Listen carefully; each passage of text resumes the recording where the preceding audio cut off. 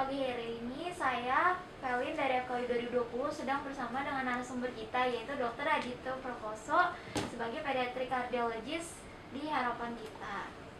Baik, selamat pagi dok. Selamat pagi Felin, selamat pagi Aussie Fellows. Jadi pada pagi hari ini saya ingin wawancari dokter mengenai beberapa prosedur yang diadakan di cath lab di Harapan Kita, terutama untuk penyakit jantung bawaan. Dan saya juga ingin membahas beberapa pertanyaan terutama mengenai prosedur zero fluoroscopy. Nah, jadi pertanyaan pertama, sekiranya ada beberapa jenis prosedur intervensi yang ada di cath lab pediatrik Harapan Kita, dok?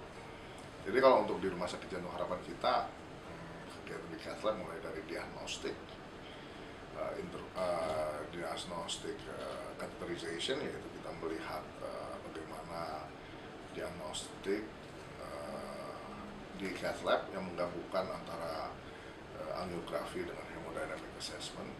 Kemudian yang kedua adalah tentang intervensi, intervensi mulai intervensi sederhana, septal defect closure, PDA closure, kemudian dilatasi balon, kemudian pemasangan stent, dilatasi, kemudian valvulotomy,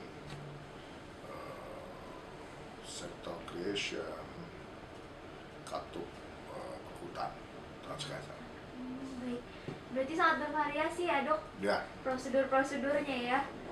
Baik, sekiranya kan dari prosedur-prosedur itu variasinya sangat banyak dok. Sekiranya kayak satu hari itu berapa banyak prosedur sih dok yang dilakukan di cath lab?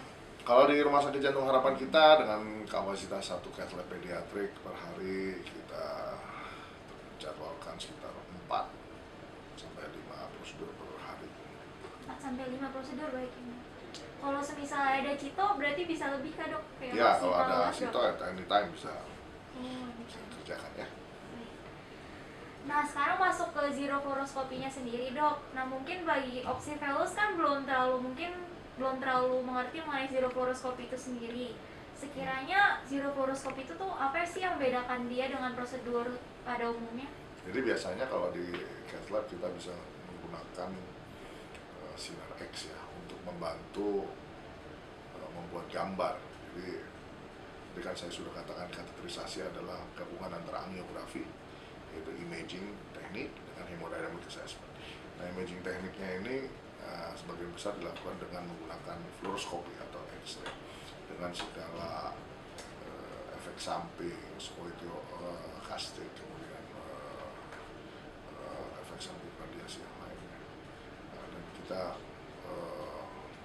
dengan banyaknya prosedur yang di cath lab ini, kita paparan radiasinya walaupun dengan terproteksi ya, kita udah pakai Google Protector, kemudian kita thyroid protector, kemudian juga apron, tetap aja ada sinar yang berpendak dan itu membahayakan, terutama concernnya untuk tenaga kesehatan yang bekerja di cath lab setiap hari. Nah, di satu sisi juga untuk pasien juga, tapi sebenarnya pasien ini nggak masalah. Kenapa? Karena cuma sekali ya, atau ya multiple tapi nggak terlalu banyak. Tapi concernnya sebenarnya pada tenaga kesehatan. Tapi di satu sisi juga kalau kita tidak bisa menghindarkan dengan penggunaan X-ray ini dengan alangkah lebih baik ya. Karena itu ada metode free X-ray procedures atau zero fluoroscopy procedures yang kita lakukan dalam rangka mengurangi radiasi di cath lab. Berarti kan sebenarnya perbedaan utamanya dari tidak ada radiasinya itu sendiri ya dok? Ya. Nah, tapi dari timnya tenaga kesehatannya sendiri apakah ada perbedaan yang kentara dok dengan prosedur yang menggunakan fluoroskopi? Nggak ada. Nggak ada, baik. Jadi semua sama, tapi yang satu kita butuh imaging yang lainnya. Jadi tadi pada basic equipment sama, tapi ada imagingnya yaitu kita pakai biasanya echocardiografi. Di luar negeri kita ada MRI based catheterization, tapi belum begitu populer. Kenapa? Karena memang belum ada kateter atau alat-alat cath yang MRI dedicated. Nah, itu yang juga. Kenapa? Karena ada wire, kemudian metal itu kita nggak bisa pakai dengan untuk MRI based intervention. Nah, saya ingin nanya nih dok, kira-kira apa yang pertama kali menginspirasi dokter sampai mau melakukan prosedur zero fluoroscopy? Ya, tahun 2019 saya berjumpa dengan Master Zero Fluoroscopy dari China, yaitu Profesor Xiang Bin-pan, yang mempresentasikan tentang metode pemasangan septal defect closure dengan menggunakan zero fluoroscopy. At the time saya mengatakan, wah, it's very possible, kurang kerjaan banget ngerjain pakai itu ya. Jadi saya kurang tertarik waktu itu. 4 bulan berserang, saya punya pasien ibu hamil dengan ASD sekundum, dengan gagal jantung berat. Saya nggak mau, kita harus kerjakan septal defect closure. Ada satu kawan saya, mitra kerja saya yang cukup punya andil dalam zero fluoroscopy ini, Dr. Rina Aryani, spesialis jantung pembuluh darah konsultan. Beliau adalah radiografer dan ahli imaging yang cukup handal, dan pada waktu mengerjakan pasien ini beliau mengatakan, why we use the fluoroscopy, kenapa kita nggak langsung pindah ke fluoroscopy free technique. Terus saya bilang, emang dong bisa? Ya, have to try. Ya, saat itu kita kerjakan, dan alhamdulillah dalam waktu 40 menit device itu terpasang dan hasil baik. Itu terobosan kasus pertamanya ya dok? Ya. Baik, jadi kan tadi dokter menjelaskan itu pasien dokter kan pasien ibu hamil. Sekiranya selain ibu hamil, apakah ada indikasi khusus lainnya atau pasien populasi khusus lainnya yang harus dilakukan teknik zero fluoroscopy? Ya, sekarang kita sudah mengerjakan hampir 500 kasus, masih bertambah.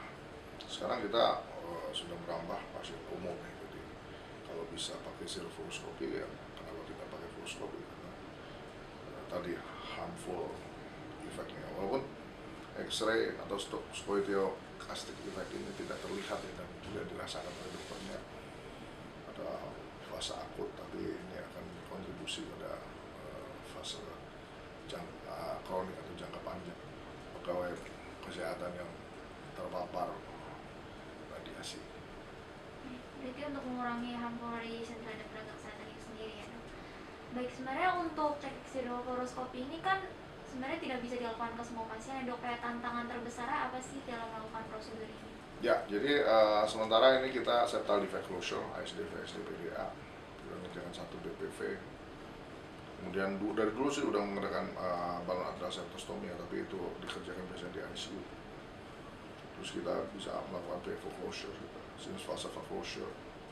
Tantangannya apa? Tantangannya tip wire-nya sulit dilihat ya, jadi kita harus tahu. Kedua, kita harus punya kerjasama dengan marshaller. Jadi marshaller dengan operator harus satu frekuensi untuk mengerjakan hal ini. Dulu hanya ada beberapa marshaller, tapi sekarang udah widespread di hampir semua center ada marshallernya, dan mereka bisa untuk meng-guide zero fluoroscopy intervention.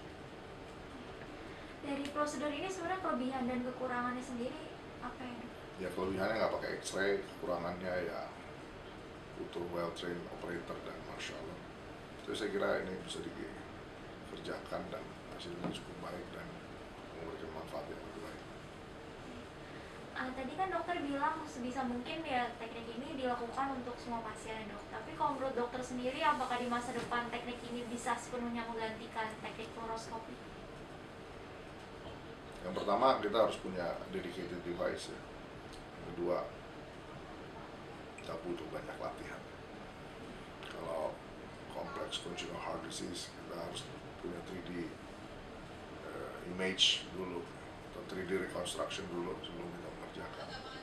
Dan selama ini kita juga menggunakan fluoroskopi juga kurang juga banyak membantu ya, karena fluoroskopi lapangan pandang luas, tapi intrakardiak structure nggak kelihatan ya, cuma lapang pandang aja ya, lapang pandangnya bagus. Kalau zero fluoroscopy lapang pandangnya sempit, tapi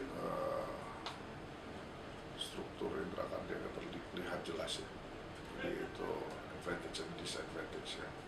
Jadi kalau pakai sekarang di era sekarang ini, kita walaupun kita mengerjakan fluoroskopi, kita menggunakan reduced fluoroskopi. Kenapa? Karena kita sudah kerjakan imaging dan baik, sehingga fluoroskopinya hanya konfirmasi saja. Baik dok, untuk menutup, apakah dokter ada sebuah pesan atau harapan mungkin untuk prosedur zero fluoroskopi sendiri di Indonesia? Ya, saya kira zero fluoroskopi ini bisa dikerjakan oleh semua teman-teman pediatri kardiologis dan kardiologis, karena dia outcome-nya sama, tapi dia free radiation, itu yang paling enak ya. Jadi minimal kita bisa mengurangi penggunaan radiasi ini, karena masih banyak kompleks congenital heart disease prosedur yang butuh fluoroskopi. Jadi sehingga kalau kita bisa mengerjakan dengan fluoroskopi free teknik, kenapa kita nggak kerjakan itu? Advantage-nya adalah tidak pakai X-ray. Baik, terima kasih banyak dok. Oke. Oke, baik, untuk menutup sesi ini narasumber kita Dr. Adito Prakoso. Terima kasih telah menonton. Ya, bye-bye. See you.